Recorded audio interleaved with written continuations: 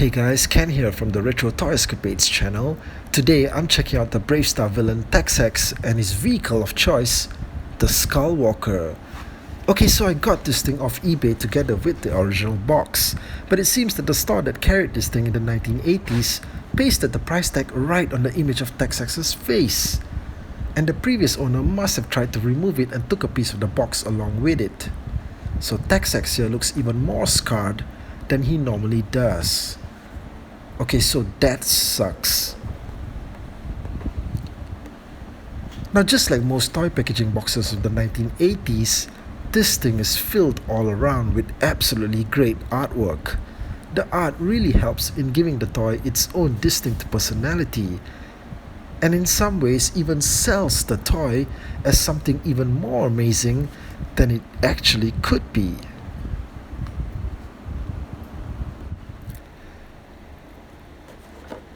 Okay, so let's get the inserts out of the box.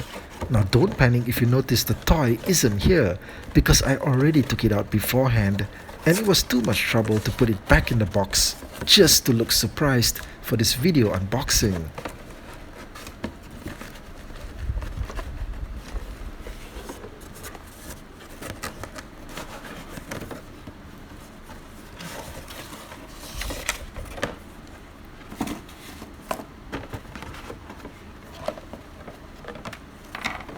Oh, by the way, that small red thing that fell out earlier, that's a piece of the Kyrium rock that came with all the figures and vehicles. On the show, the Kyrium was the primary source of power on Brave Starr's planet of New Texas.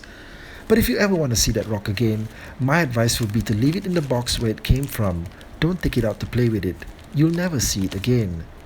Okay, so it's great that this thing has an unapplied sticker sheet, and there's only 2 stickers to be applied on the entire toy.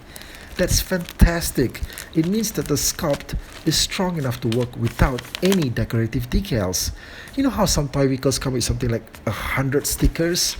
And without them, the toy would just look like a boring piece of plastic, like maybe somebody's pencil box. It's interesting that Mattel offered a 90-day warranty on their toys back in the day. Do they still do that? But it seems that it was only valid in the US. I guess clauses like that were perfectly standard back in the 1980s, where international buyers never had an outlet to question anything. I mean, if you were a kid in Malaysia in the 1980s and you got a faulty toy, no one would ever hear about it.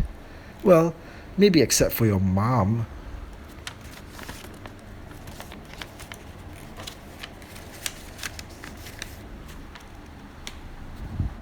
Okay, so here's the beast itself, the Skullwalker. Now the first thing you might ask yourself is, just what is it? Well, near as I can tell, it looks like a mechanical bull of some kind with really long stilt legs. You know how you go into one of those Wild West bars and they have a mechanical bull machine that you put some coins in to sit on and to have it jerk you about like a possessed cowboy? It's kind of like that. Of course, the Skullwalker isn't complete without his master, Tex Hex. So let's get this bad boy out here. Now, just a reminder that the Skullwalker set does not come with Tex Hex. What are you, crazy? They're not gonna give you a whole new action figure for free. You've got to buy him separate. Anyway, the Brave Starr figures all have this lever in the back that activates the quick draw action.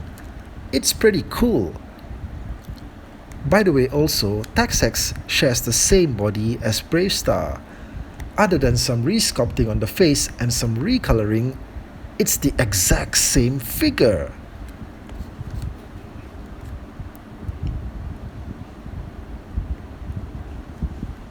Okay, so we've got Tex Hex seated comfortably on the Skullwalker, and they do go together pretty well.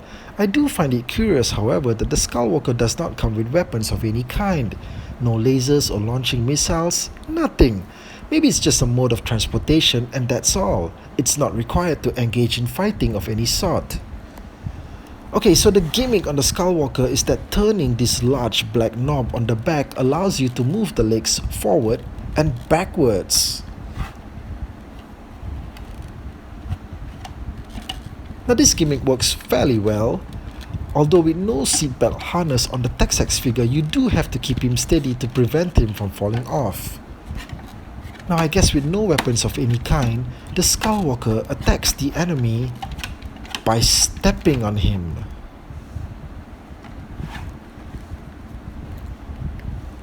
Now similar to BraveStarr's own stagecoach vehicle, the Skullwalker does have two modes as well for land and air.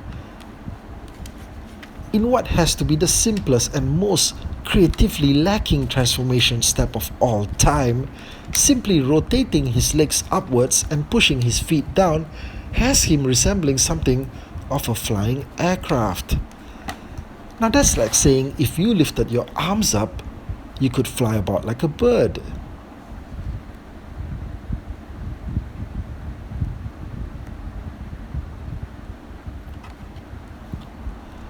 I guess on the cartoon show, this transformation looked a lot cooler with the animation and special effects sounds. Anyway, the Skullwalker has no weapons either in flight mode, but it could always crash straight into the enemy to take him out.